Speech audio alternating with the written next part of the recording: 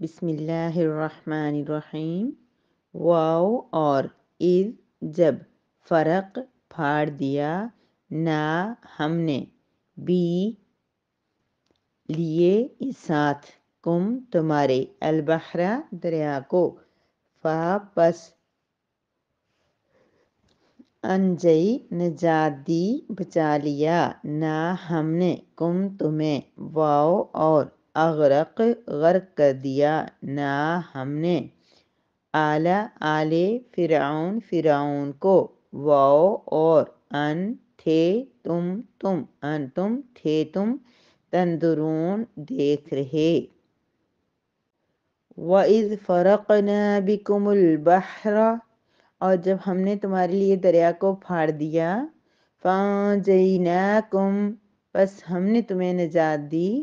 وَأَغْرَقْنَا آلَ فِرْعَوْنَ اور ہم نے آل فرعون کو غرق کر دیا، وَأَنتُمْ تَنظُرُونَ اور تم دیکھ رہے تھے۔ نحمدہ و نصلی علی رسولہ الکریم۔ سورہ بقرہ کی آیت نمبر 50 ہے۔ الحمدللہ ثم الحمدللہ، جس رب کریم نے ہمیں 50 آیات جو پڑھنے کی توفیق دی اور قبول کیا، اور ہمیں سمجھنے کی اور خاص طور پہ یاد کرنے کی، کیونکہ ماشاءاللہ سے سننے کے لیے تو بہت ساری جگہ ہمارے پاس ہوتی ہیں، لیکن وہ اتنی اچھے طریقے سے ہوتا ہے، سب کچھ ہوتا ہے، لیکن یہ کہ تھوڑا سا مشکل ہو جاتا ہے کیونکہ زیادہ ہوتا ہے، اور یہاں پر صرف ایک آیت ہوتی ہے۔ تو انشاءاللہ جو جن بہنوں کے اندر تھوڑا سا بھی شوق ہوگا، تھوڑا سی بھی لگن ہوگی، تو وہ جو ہے نا اس ترجمہ کو یاد کر سکتی ہیں۔ جس کے اندر صرف اتنا شوق ہوگا کہ وہ رب کے کلام کو سمجھنے کے لیے میں اس کو یاد کر لوں کہ اس کے اندر پہلی بات ہے کہ سن لوں کہ اس کے اندر کہا کیا جا رہا ہے، اللہ پاک کی آیت مبارکہ میں اندر مجھ سے کیا چاہ رہے ہیں، مجھ سے کیا مانگ رہے ہیں، مجھ سے کیا ڈیمانڈ کر رہے ہیں، اور دوسرا کہ میں ترجمہ یاد کر لوں، اس ترجمے کو عربی کا مفہوم اور میننگ دیکھ لوں کہ کیا میننگ ہے اس میں۔ تو جس میری بہن کے اندر تھوڑا سا بھی فکر ہوگی تو اس کے لیے یہ ترجمہ یاد کرنا الحمدللہ ایزی رہے گا، کیونکہ جو سنانے والی بہنیں ہیں ان میں سے کچھ لوگ بہت عمر کے ہیں، بہت عرصے سے انہوں نے کچھ نہیں پڑھا، لیکن صرف شوق اور لگن سے بغیر کسی مسٹیک کے، بغیر کسی غلطی کے روزانہ وہ سبق سناتی ہیں۔ تو میری بہنیں اگر تھوڑی سی بھی ٹرائی کریں گی تو ان کو ضرور یاد ہو جائے گا، اور جس کو رب کریم کے پیغام کے اندر سے 50 آیات ترجمے کے اندر سے یاد ہو گئی اور سمجھ آ گئی، تو انشاءاللہ آپ خود دیکھیں گی کہ آئندہ آنے والا ترجمہ اس کے لیے کتنا زیادہ ایزی ہو جائے گا، کتنا آسان ہو جائے گا۔ اور پھر یہ کہ جس رب کریم نے ہمیں یہاں تک پہنچا دیا ہے، اسی سلو پروسیس کے ساتھ آہستہ آہستہ دیکھیں کتنے لوگ درمیان میں آتے ہیں، روزانہ ایڈ ہوتے ہیں، پھر لیفٹ ہوتے ہیں، پھر جاتے ہیں۔ تو اللہ پاک ہم سب کو استقامت عطا فرمائے۔ استقامت سے مراد یہ نہیں ہے کہ صرف اسی گروپ کے اندر ہم لوگ باقاعدہ رہیں، لیفٹ نہ کریں تو ہم بہت مستقیم ہوں گے، استقامت والے ہوں گے اور سب کچھ، کہیں بھی کسی بھی ذریعے سے اللہ پاک ہمیں اپنے کلام کے ساتھ جوڑے رکھیں۔ اب دیکھیں رمضان مبارک جو ہے آ رہا ہے ہمارے پاس، اس کی وجہ سے بہت سارے لوگ جو ہے نا قرآن پاک کے ساتھ جڑنے کی ترتیبیں بنا رہے ہیں، عالمات جو ہے وہ ترتیب بنا رہی ہیں کہ ہم کس طرح قرآن کو پورے قرآن کا دورہ کروا لیں، سنائیں، اور سننے والے بھی بہت ایکسائٹیڈ ہیں کہ اس مہینے میں اور کچھ نہیں تو ہم ایک دفعہ قرآن پاک سنیں گے۔ تو بہت سارے پلیٹ فارمز ہیں، بہت اچھے اچھے ایڈز ہیں۔ اب چونکہ میری عادت ہے کہ میرا مطلب طریقہ کار ہی یہ ہے کہ جب تک میں کسی چیز کو خود نہ سمجھ لوں، مجھے نہ پتا ہو کہ اس کے اندر کیا ہے کیسا ہے، تو میں شیئر نہیں کرتی۔ تو آپ لوگ دیکھ رہے ہوں گے، آپ کے پاس بھی بہت سارے نمبرز ہیں، بہت سارے ایڈ آ رہے ہوں گے، تو جہاں پہ آپ لوگ سیٹسفائیڈ ہوں، یہ نہیں ہے کہ جو نظر آئے لنک اس کو فوراً جو ہے نا میسیج کر دیا اور وہاں ایڈ ہو گئے، وہاں ایڈ ہو گئے، وہاں ایڈ ہو گئے، پھر چھوڑ دیا، پھر لیفٹ کر دیا۔ نہیں، پہلے یہ بات یہ کہ کچھ کا تو اندازہ نہیں ہوتا، ایسے لگتا ہے کہ سارے ٹھیک ہیں، اس چیک کرنے کے لیے تو کر سکتے ہیں ہم یہ کہ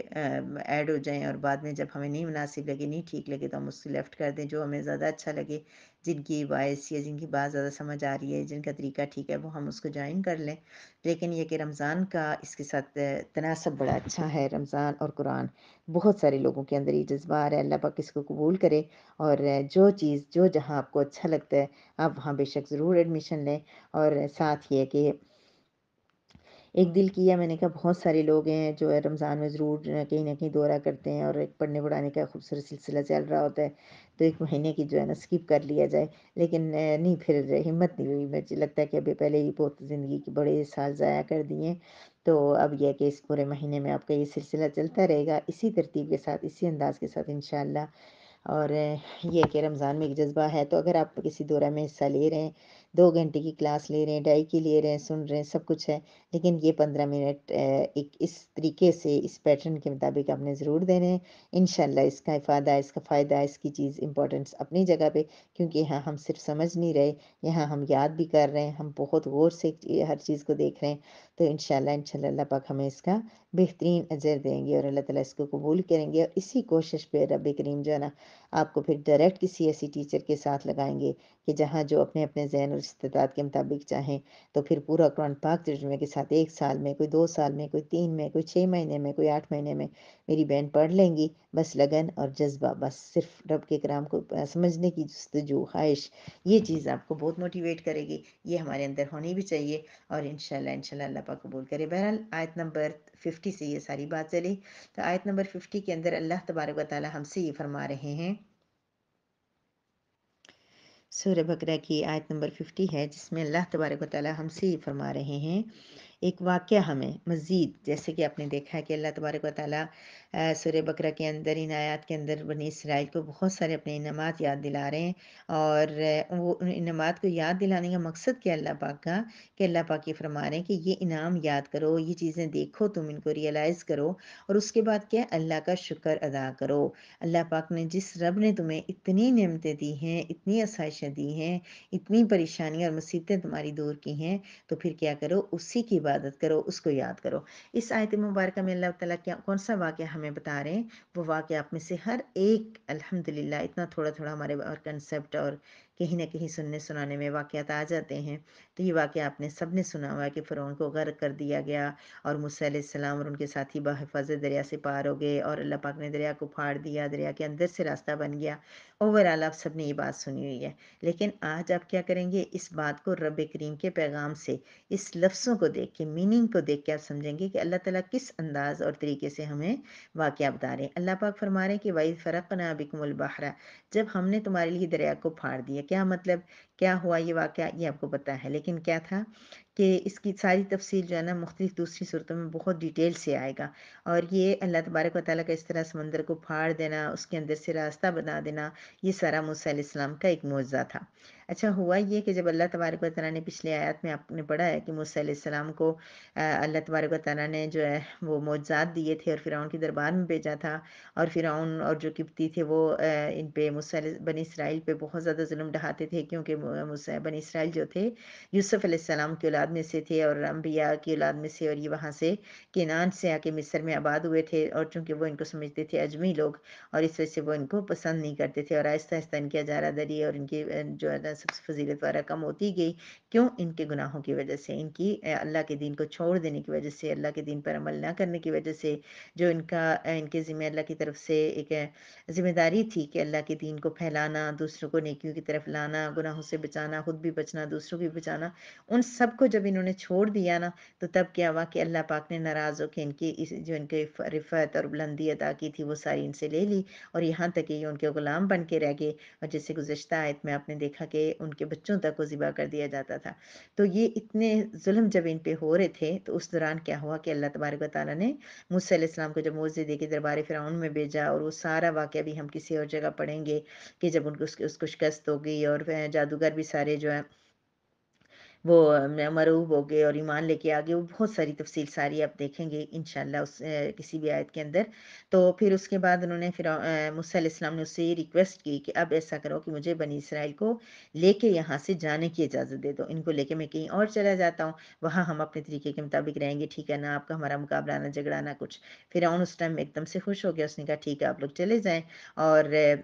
بہت عرصے بعد آزادی اور فرعون سے مصر سے جانے کی اس نے اجازت دے دی۔ لیکن جو ہی وہ موسیٰ علیہ السلام اپنی قوم کو لے کے وہاں سے نکلے، تو اچانک اس کو خود لگا کہ میں نے غلطی کر دی، یا پھر اس کے لوگوں نے، جس طرح بعض لوگ ہوتے ہیں ہر جماعت اور ہر اس کے اندر جو ہے نا کسی کو کوئی بھی سیدھا کام کرنے نہیں دیتے، کہ آپ نے غلط کر لیا، کہ آپ نے غلط کر لیا، آپ نے اس کو کیوں جانے دیا، ہمارے اتنے غلام تھے، ہم ان سے کام لیتے تھے، یہ تھا وہ تھا،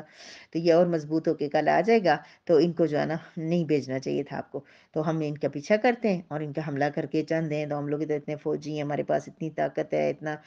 سامان ہے، سب کچھ ہے، تو ہم हम लोग फ़ौरन इनको मार देंगे और इनका वापस मुकाबला करते हैं और चलते हैं। तो वो क्या किया, फ़िरौन ने उनकी बात मान ली। फ़िरौन अपने पूरे लश्कर को लेके, लाओ लश्कर को बड़े बड़े गुरूर के साथ जो है ना, वहाँ उनके पीछे चला गया। फिर एक जगह ऐसी आई कि अचानक सामने समंदर आ गया। तो मूसा अलैहिस्सलाम के साथी तो बड़े घबरा गए कि मूसा अब हम क्या करेंगे? आगे दरिया है और पीछे समंदर है और पीछे जो है ना फ़िरौन आ गया है। तो उस वक़्त मूसा अलैहिस्सलाम ने उनको समझाया कि अल्लाह हमारे साथ हैं। तो क्या हुआ कि अचानक उन्होंने अल्लाह ताला की तरफ से उनको वो वही आई, तो उन्होंने अपनी लाठी दरिया पे मारी। समंदर था, दरिया था, समंदर था बहुत गहरा और बड़ा। तो उन्होंने लाठी मारी और उसके अंदर क्या हो गया, समंदर के 2 टुकड़े हो गए और बिल्कुल साफ़ और खुश्क रास्ता दरमियान में ऐसे बन गया कि जिस तरह के वहाँ से रास्ता चल रहा हो और ये जो 2 साइडों पे दीवारें और इस तरह हो। तो वो आराम से मूसा अलैहिस्सलाम और उनके साथी गुज़र गए। जब फ़िरौन हैरान भी हो गया, लेकिन उसको उस टाइम इतनी अक्ल नहीं आई कि ये इनका कोई मुआज़ा हो सकता है, अल्लाह की तरफ से उसको सज़ा मिलनी थी। सो उसने क्या किया, अपने बंदूक लश्कर को लेके उसने कहा हम भी यहाँ से दरमियान से गुज़र जाते हैं, सामने जाके इनको मार लेते हैं, इसमें क्या मसला है। वो जो ही दरमियान में पहुँचे तो दोनों पानी आपस में मिल गए और वो गरक हो गए। लेकिन फ़िरौन के जो अल्लाह पाक ने उसके जिस्म को, एक और आयत मुबारका के अंदर आता है कि उसके जिस्म को सलामत रखा इबरत के लिए, तो आज भी उसका जो है ना जिस्म वहाँ पे है, मौजूद है। और जिस तरह की आप तफ़सीर में देखेंगे कि वहाँ जो लोग जाते हैं और उसको देखते हैं। तो बहरहाल ये है कि इस आयत मुबारका में इस वाक़े की याद दिला रहे हैं अल्लाह पाक कि तुम्हें अल्लाह ताला ने किस तरीके से कि दरिया को फाड़ दिया तुम्हारे लिए और निजात दे दी फ़िरौन से और आले फ़िरौन को गरक कर दिया। फ़िरौन नहीं हाली, फ़िरौन के लश्कर को और उसके साथियों को और किब्तियों को और सिपाहियों को और उसके फैमिली वालों को, उन सबको गरक कर दिया। वान तुम तंजुरून, और तुम देख रहे थे। बनी इसराइल सामने खड़े थे, उनकी आंखों के सामने ये सारा वाक़या पेश हुआ है। अच्छा, ये जो मैं बार-बार ये बात बताती हूँ कि नबी करीम सल्लल्लाहु अलैहि वसल्लम के दौर के बनी इसराइल से अल्लाह ताला मुखातिब है, वो तो उस टाइम नहीं थे, लेकिन चूँकि किसी के भी आबा अजदाद का कोई काम, उनकी कोई बात, वो उन्हीं में शुमार की जाती है, इसलिए अल्लाह तबारक व तआला उनसे कह रहे हैं कि तुम देख रहे थे, यानी तुम्हारे आबा अजदाद देख रहे थे और तुम्हें अपने आबा अजदाद की बात पे यकीन होता है, लिहाज़ा गोया कि तुम यूँ समझ लो कि तुम खुद इसको देख रहे थे। तो फिर क्या है कि तुम इस बात से इबरत हासिल करो कि किस तरीके से अल्लाह पाक ने, कैसे आज़माइश तो थी, अल्लाह की तरफ से आज़माइश थी, लेकिन ये है कि अब निजात मिली है, तो उस पे शुक्र कैसे अदा करते हो, उसमें अल्लाह को राज़ी कैसे करते हो। जिस रब ने तुम्हें ये अपनी अज़मत, ये इज़्ज़त, रब्बुल जहान वालों पे फ़ज़ीलत सब कुछ वापस लौटा दिया, अब तुम भी अपनी इबादत, अपना तरीका, अपना तर्ज़ अमल चेंज करो और क्या करो, अल्लाह का शुक्र अदा करो। तो ऐसे छोटे-छोटे जो है ना दरिया हमारी ज़िंदगी में आते हैं। हमारी क्या अमली ज़िंदगी से ताल्लुक़ है? हमारे पास ठीक है, हमें पूरा उस तरह बड़ा समंदर आगे नहीं आता कि आगे समंदर और पीछे हम कहें। लेकिन क्या है कि हमारी ज़िंदगी में ऐसे छोटे-छोटे मसाइल, जैसे उनको एकदम से दरिया नज़र आ गया और घबरा गए। हमारी ज़िंदगी में भी कभी बहुत बार आप गौर करें, अपनी 10 साला, 20 साला, 40 साला, 60 साला ज़िंदगी पे गौर करें। 10 मिनट आप सोते हुए इसको दें और सोचें कि मेरी ज़िंदगी में कौन-सा ऐसा नुकसान, कौन-सा ऐसा वक़्त और घड़ी आई थी, जब मुझे लगा था कि ज़िंदगी ख़त्म हो जाएगी, अब कुछ बाकी नहीं बचा, अब ऐसा हो ही नहीं सकता कि ये मसला ठीक हो, ये प्रॉब्लम मेरी हल हो ही नहीं सकती, अब तो मैं इस सिचुएशन से नहीं निकल सकता। कोई दुश्मन है, कोई दोस्त है, कोई किसी ने कोई तकलीफ़ पहुँचा दी, खुद कोई परेशानी आ गई, मुसीबत आ गई, बीमारी आ गई, जो माशी तौर पे कोई परेशानी हो गई, जॉब चली गई, कुछ हुआ, ऐसी मुश्किल आई आपकी ज़िंदगी में, क्या ऐसा कभी नहीं हुआ? हो ही नहीं सकता। अल्लाह पाक तो आज़माते हैं, हर इंसान की ज़िंदगी में आती है छोटी-छोटी। हम तो जब घबराते हैं ना, छोटी-सी बात पे परेशान हो जाते हैं और इतना परेशान होते हैं, उस टाइम हमें ये लगता है कि ये तो बड़ी मुसीबत आ गई है, मियाँ नाराज़ हो गए, बड़ी मुश्किल हो गई, अब हम क्या करेंगे? बच्चा बीमार हो गया, ओह हो! अब हमारे लिए कोई मसला, इसका तो कोई हल है ही नहीं हमारे पास, पता नहीं क्या होगा, क्या बनेगा? पेपर आ गए, इम्तिहान आ गया, कोई जॉब में कोई टेस्ट आ गया, इंटरव्यू आ गया, फलाँ-ढाँड़, छोटी-छोटी चीज़ों को हमने मसाइल बनाया हुआ है। तो फिर अगर हम गौर करें तो हमें तो बड़ी-बड़ी बातें याद आ जाएँगी। तो काफ़ी मर्तबा ऐसा होता है कि बहुत परेशानी हो जाती है। तो फिर क्या होता है, अनजइनाकुम आ जाता है, रब हमें निजात दे देते हैं और फिर कुछ टाइम गुज़रने के बाद हम ऐसे हो जाते हैं गोया कि कुछ हुआ ही नहीं था। हमें ना वो परेशानी याद रहती है और ना ही हमें रब्बे करीम का वो इनाम याद रहता है कि उस मुश्किल सिचुएशन से किस खूबसूरती के साथ, किस अच्छे तरीके के साथ रब्बे करीम ने हमें निकाला था। तो हमने क्या करना है, हमने बनी इसराइल नहीं बनना, हमने अपनी ज़िंदगियों के बाहर ढूँढने, कब हमारे सामने दरिया आ गया था, कब हमें पीछे से जो है ना बहुत मुश्किलात और मुसीबत आ गई थी और रब्बे करीम ने किस अहसन तरीके से निकाला कि आज ना वो बात याद है, ना वो दुश्मनी याद है, ना वो मुश्किल याद है और ना वो परेशानी याद है। लेकिन एक वक़्त में हमने याद करनी है और याद करके हमने कहना है, अल्हम्दुलिल्लाह, मेरे प्यारे मौला तेरा कितना करम है, वही मेरी हालत रहती, वही बेरोज़गारी रहती, वही परेशानी और मसाइल रहते, तो मैं कैसे वक़्त मैनेज करती? मैं किस तरह उसमें वही बीमारी, वो जो मैं बीमार हो गई थी, इतनी बीमार हो गई थी, मुझसे हिलने नहीं हो रहा था, मुझसे उठने नहीं हो रहा था, वही रहती तो मैं कैसे वक़्त गुज़ारती? वो जो फ़लाँ की मेरी लड़ाई थी, वो उसी तरह चलती रहती तो मैं क्या करती? रब्बे करीम तूने तो मेरे पर बड़ा एहसान किया है, बड़ा इनाम किया है, मुझे माफ़ कर दे कि मैं इससे पहले शुक्र अदा नहीं कर सकी, तो मैं तेरा शुक्र अदा करती हूँ रब। और तेरे शुक्र का तकाज़ा क्या है कि मैं तेरी इबादत करूँ, प्यार से, इख़लास से तुझे मनाने की कोशिश करूँ, तुझे राज़ी करने की कोशिश करूँ, तुझे अपना बनाने की कोशिश करूँ, और फिर क्या हो कि मैं जब तुम्हारे साथ मिलूँ, इलैहि तुहशरून, उसी की तरफ सारे जमा किए जाएँगे। तो जब रब की तरफ जमा होने वाले में मैं आ जाऊँ, तो उस वक़्त क्या है, रब मुझसे राज़ी हो। जैसे मैं आज राज़ी हूँ, सोचें और कहें कि मैं रब्बे करीम मैं तो राज़ी हूँ तुझसे। तूने छोटी-सी आज़माइश दी थी लेकिन उससे बड़ा इनाम भी दे दिया है। आज वो सारी परेशानी ख़त्म हो गई। लेकिन पता नहीं क्यों हम लोग इतना जल्दी भूल जाते हैं, हमें बिल्कुल हम फ़ील करने की कोशिश करें तो हमें दर्द फ़ील ही नहीं होते कि वो ऑपरेशन, वो हालत क्या थी मेरी, मैं किस हालत में थी। बस थोड़ा-सा याद आता है अल्हम्दुलिल्लाह ठीक हो गई बस। नहीं, नहीं, नहीं, नहीं। दिल से दुआ करनी, दिल से शुक्र अदा करना है रब का, और रब करीम से कहना है कि या अल्लाह हमें याद है तूने हमारे ऊपर इनाम किए हैं, हम उसके तकाज़े भी पूरे करेंगे, हम तुझे राज़ी करने की कोशिश भी करेंगे। तू भी गफ़ूरुर रहीम है, तू भी अरहमुर राहिमीन है, तू हमसे राज़ी हो जा। व आखिर दावाना अनिल हम्दुलिल्लाहि रब्बिल आलमीन।